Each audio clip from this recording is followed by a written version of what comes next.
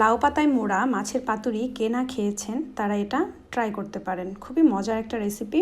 এখানে আমি মাছগুলোকে ছোট ছোট করে কেটে এখানে একটা ছোট টাইপের মাছ নিয়ে নিয়েছি। আপনারা চাইলে যে কোনো মাছ দিয়ে এটা করতে পারেন।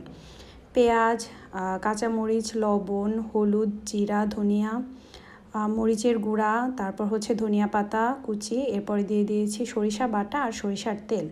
ভালোভাবে মিক্স করে লাউ পাতাগুলো ভালো করে ধুয়ে নিয়ে তারপর আমি এটাকে পেঁচিয়ে ছোট প্যাকেটের মতো করে এটার উপরে আমি সুতা দিয়ে পেঁচিয়ে নিয়েছি।